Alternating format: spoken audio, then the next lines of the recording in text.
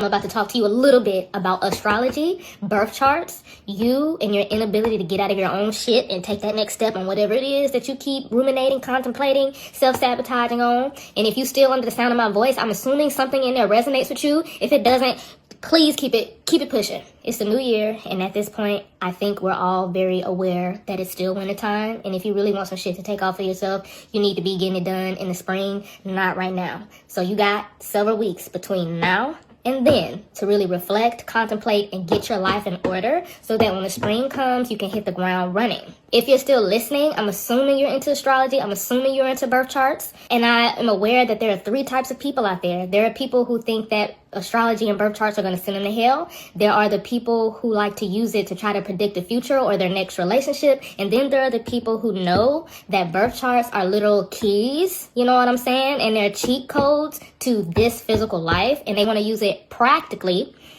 to get some shit done. It's not about jokes. It's not about using it to validate or excuse your toxic behavior. It's a way to look at yourself and your cosmic makeup, if you will, to see how you can move in this 3D, you know, in a way that's most conducive to you and only you. Can't nobody else give you the keys for your life. You can give yourself the keys for your life, and it's in your birth chart. If you don't want to keep listening to me, I need you to tap into the first house of your birth chart. Look at any planets. Look at the sign that's there. I need you to tap into your Mars signs, and I also want you to look at what house Mars is in. I also want you to look at your part of fortune. I also want you to look at your 10th house, any planets and the signs that's there. And I'm almost tempted to say to look anywhere where Capricorn and Virgo are, because those signs are about getting shit done. And if that's what you want to do, you want to get out your own way, you want to stop that self-sabotage and bullshit and get out your own way, I would probably look at those placements too. Now, if you do vibe with me so far and you have stuck around, I want you to get on your Zoom. Get the birth chart ready. I'm not talking about going on these rinky-dink apps to get a birth chart. If it's any app that I suggest using, it's Time Passages, but get your ass on the internet, on them old blogs,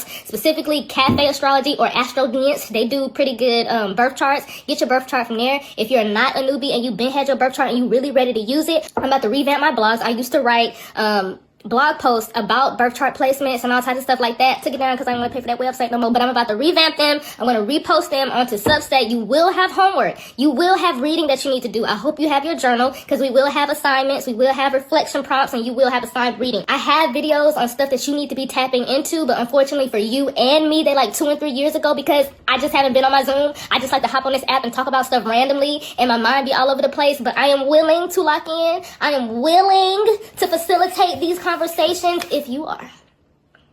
We're not using excuses. We're not taking anybody else's plan of action. We're creating our own, using the gifts and using the keys that have been bestowed upon us. Doesn't that sound delicious?